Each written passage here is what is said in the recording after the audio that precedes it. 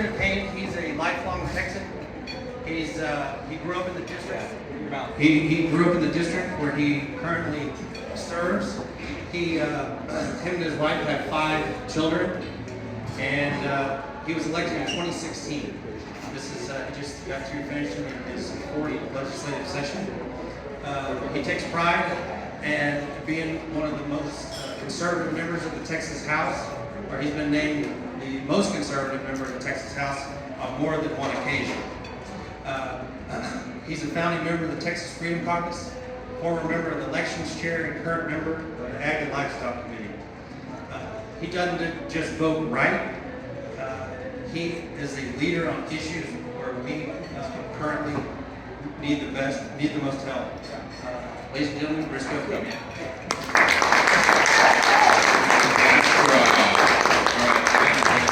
Let me switch my computer over real quick. Isn't Kylie great, guys? Yeah. Well, she needs y'all's support to make sure this club continues to be a success. It's not easy to start a club. It's when you started clubs before. Especially passing them on when she ages out. That's when clubs come down.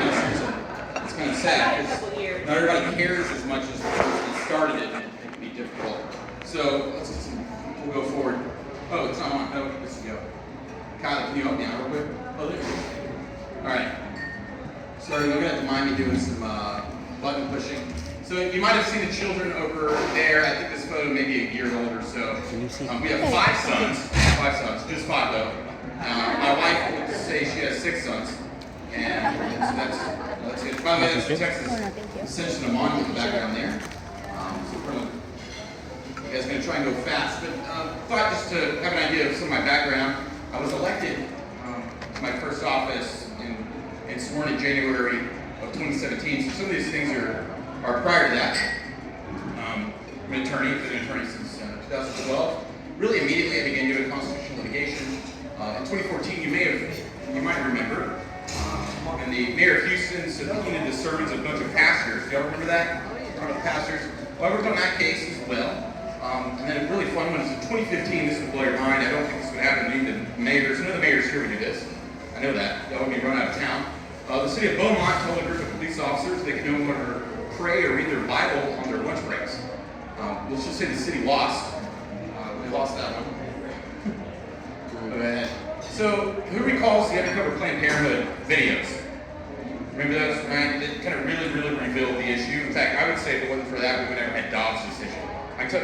I'll also tell you Texas is the reason Dobbs happens because of the Heartbeat Act.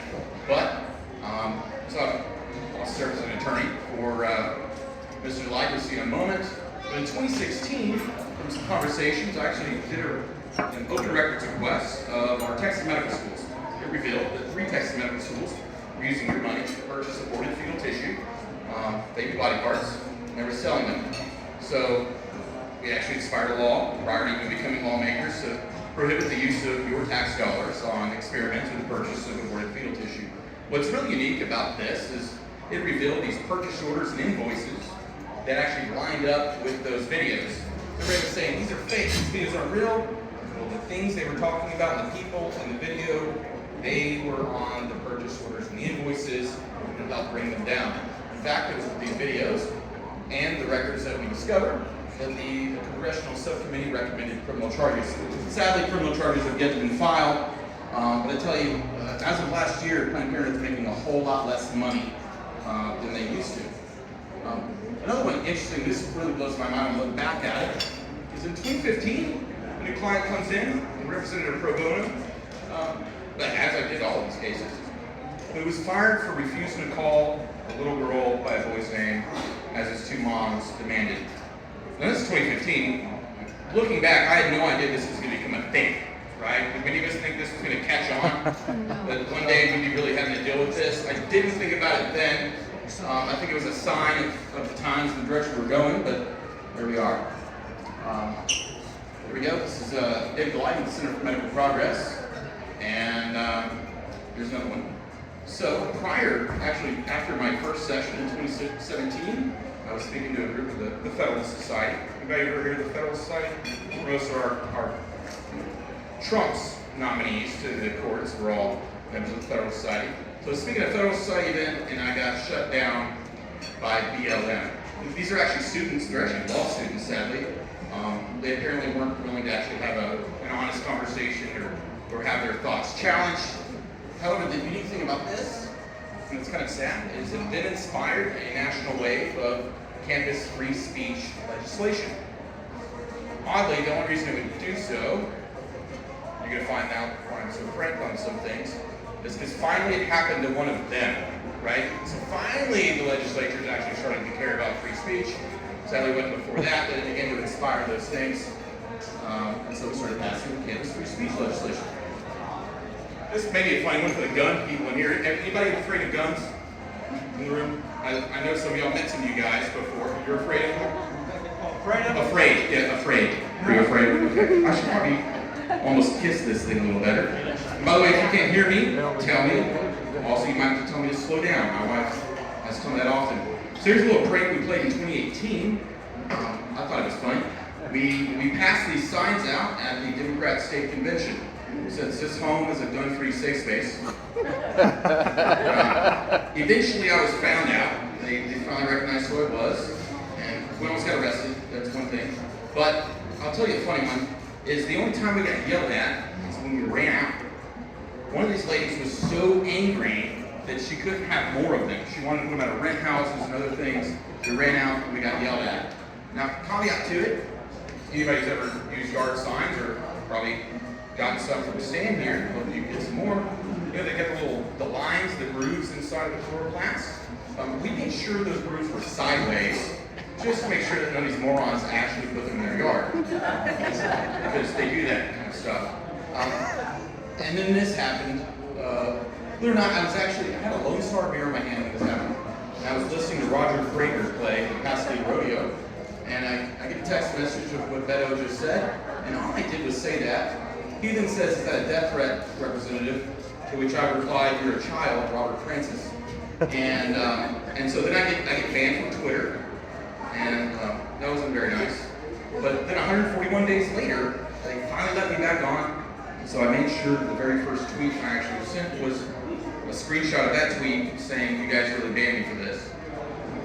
And the story goes they were really mad about it and actually called some people in Texas yelling, like, how could he do that? We finally let him on and he did it again. But they still let me on. However, you may recall last session, we passed the social media censorship bill. I was the author of that bill. That was House Bill 20. So I guess it's a little self-serving. I passed a law to stop it from doing it again. But I will tell you, the Texas version, there's a Florida version, a Texas version. The Texas version has still not been properly challenged. So it's, in fact, right now they've kind of held it, but it's not been held unconstitutional. So I think it's really important. In Texas, our social media censorship bill that prohibits large social media companies like YouTube, by the way, they're a social media company, and Twitter, Facebook, LinkedIn, and others from censoring you based on your viewpoint, your thought. They can take things down that are pornographic or violent or things that go too far, kind of speech that's not protected by the Constitution, but they can't do that. In fact, interesting enough, a few weeks ago, YouTube announced they were no longer going to be censoring videos about what they would call the election conspiracies of 2020. Why? Because this session we actually had to do a fix to that bill so that the venue, when you sue, can be in Texas. We had kind of oversight that if you wanted to sue them, you had to go to California, and you can imagine the odds of you winning in California were not very good. There's a few other things. I got sued a bunch recently. I was a kind of a major player in the Texas Heartbeat Act. I got sued by Wendy Davis and a bunch of others. They lost their lawsuits. Currently, there's a lawsuit pending in Galveston County. It's the first of its kind. Marcus Silva actually reached out to me on Twitter, believe it or not, we're back to Twitter, telling me that he had found some things that his wife had, through a network, got the morning after bill, some abortifacients, and had terminated her daughter. He was really upset, of course, telling me that could have been my daughter, that could have been the sister to my son, or the brother to my son, myself, and a guy named John Mitchell, who was the Solicitor General under Greg Abbott, and Greg Abbott was the Attorney General, brought litigation against them. Also, has anybody ever heard about, it was a few months ago, they call it the abortion vote? The man offering to take you on a boat out of Galveston, going to international waters in order to bypass Texas law. I've also sued him, but we're trying to find him right now. Can't find him. Obviously, he's a bad person, so we can't locate the guy. There's me being served by Wendy Davis of Worship Barbie. She lost that lawsuit. We got, I don't know, a bunch of lawsuits last year. So hey, I sue people and I get sued. That's okay. So I made this, my staff rather, put this together for me yesterday, or for an event I did 2 days ago. So it had some things that they wanted to talk about. I think these two things real quick are on election integrity and on school choice. And then we'll get to Q&A. So you guys tell me if you don't want to talk about any of these things. We'll get on to the Q&A real quick. We've had a few good election integrity bills passed. And I would say one of mine that didn't. The first up is, all right, 1070. Anybody hear about the ERIC system, or they want to get rid of the ERIC system? No one? Okay, we got some heads, great. And they go E. I'm going to make you raise your hands right now. So ERIC is on its way out. ERIC is a multi-state system that will allow you to kind of see things. Let's say the voter moves to Louisiana. They go to the DMV, they register to vote. That would then tell Texas, hey, this person is no longer there. You should take them off their roll. Now, it's not that easy, by the way. They tell the Secretary of State has to tell the local county to do their job, make it do their job. As you know, lately with election administrators in large counties, they have trouble doing that. But we've gotten rid of ERIC, and I think this is a great success in cleaning up our voter rolls. There really is a big problem in our voter rolls being accurate. In fact, right now, this very moment, there does not exist a complete and accurate list of your voter rolls. That's because there's 254 of them. We rely on those to be sent to the Secretary of State's office. So we still have some problems to fix. Senate Bill 1750, it's the one I carried in the House for Senate Bedford. You may continue to hear about how Harris County is a problem. And I know some of my friends who aren't from Harris County are like, why are we always having to take up time on the floor because of this one place? Well, that one place is a very large place and affects all of you guys. Even the criminals they let out of jail come and commit crimes up here in Bastrop. So we've got to fix Harris County. We've gotten this when it goes into effect. We will no longer have an election administrator in Harris County. However, they're telling us that we are all racist and biased. So if Republicans were so bad, why could we instead put it in the hands of 2 elected Democrats? We'd actually rather it be in the hands of elected officials who are accountable to the voters instead of some bureaucrat who might have been put there by them, but it puts them in kind of one step away from being accountable to voters. So we're going to make sure they're accountable and they can't do funny stuff anymore. This one, by Robertson and Bettencourt, this allows us to, be more effective at investigating election administrators and those that violate the laws in these large counties. And there you go. Similarly, we, as you all may know, there was that mishap last session whereby election fraud was downgraded to a misdemeanor. This session, it's back up to a felony. How about that?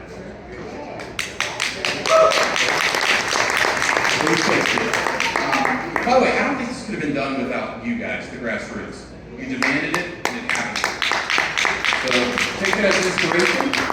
But without your voices, things don't get done. You can yell at Stan and I all you want. Just remind you, we are one of 150. But when you make your voices so loud that Dan Patrick can ignore you, or the governor can ignore you, that's when things really start to get done. So I'm not trying to take heat off of Stan's back, yell at them too. Please make sure you yell at Greg Abbott and others. This is one of the sad ones that did fail. We actually fell on the floor. We got a committee. I can complain about that for a little bit longer. So you might know what ranked choice voting is. You've been hearing about it. Okay, it's really, really bad. It means the guy that won that first round didn't actually win. It continues to go on until somebody finally gets a majority. In effect, it's usually not the person who ever got a majority. It's not allowed in Texas, but our laws don't say so. All we have is an Attorney General opinion from then Attorney General Greg Abbott and a Secretary of State's opinion that it's not legal in Texas. I'm concerned that the city of Austin is still going to do it anyways. And as you know, whenever these places, you've heard about it during 2020, and these governments are doing it anyways, there's really no way of undoing it, right? You heard about a lot of states kind of bypassing the legislature, allowing anybody to vote anywhere or anybody to do mail-in ballot, even though their legislature never actually made that legal, but we couldn't stop it. And so I think it was a bad move not to pass this legislation because the city of Austin's crazy. Now, to be clear though, when Austin does it, they're just going to be electing a bunch of socialists in Austin, so it'll be okay, but we should probably do something to stop it soon enough. School choice. Anybody want to talk about school choice? Yep. Excellent. If you disagree with me, that's okay. You're wrong. That's fine. We can talk about that. Civil aid, as you may know, failed. I'm actually particularly happy that it failed, but for different reasons. It wasn't universal, in my opinion. I think that every child in Texas and every parent should be given the opportunity to choose whom, where, when, what books their children read. And so I want it to be for everyone, regardless of where you live. I don't think your zip code should determine the quality of education you get. And I think that competition raises all boats. Yep. I'm going to skip forward, because I think I want to talk about something else. So what's the next little choice? I think we're going to find out. Stan may know just as much as I do right now. There's negotiations going on. It's part of the governor's call. Something's going to happen. Right now we're kind of in a stalemate, and that's how it works. As you, maybe anybody do negotiations or sales, the first person to talk loses, I guess. Sadly, right now, I think the people of Texas are losing, or it feels that way, but time will show that I think it's going to get done. That also goes for property taxes, I would say. In fact, this slideshow is a little old. You may have heard a few days ago, the Senate passed out a version of their property tax bill. The House actually passed 3 property tax bills out of the Senate bill. You may not see that on Dan Patrick's Twitter feed, but it's the truth. Yeah, there you go. So, have you talked to these people? What kind of tax relief they want? We had a property tax update on Monday from TPS. Yeah. So you guys, you want compression. You want homestead exemption increases. You want appraisal caps, right? So the Senate is really pushing homestead exemptions for property owners, for homeowners only. I tell you, I think from if that's the only thing that's done, concerned from a economic standpoint, that if I give these people a benefit, which, let's think real quick, if spending were to remain flat, and that might be okay, but as you know, government continues to spend more money, so the state of Texas, I'm sorry about that, so they're going to have to find the money somewhere else, which would mean it probably increases taxes on commercial property or businesses. Now, any business owners in the building? When your expenses go up, what do? You're going to pass it on to the customers. So I'm concerned that if it's only a homestead exemption for property owners, for homeowners, and not any benefit to the businesses, that they're still going to pay for it. You might not pay it on that bill, you're going to pay for it at your stores and things. So we need to make sure that we benefit businesses as well, those who are employers, so they can have more money to employ people, and so we don't have any adverse effects on the tax increase that occurs. Oddly enough, one of the things, I'm worried about reading this, so I'm not going to talk about it. One of the things I don't think anyone's really talking about when it comes to property taxation is how spending actually affects your taxes. Right? Spending is tied to it, so I'm concerned if we don't rein in local government spending, no offense here.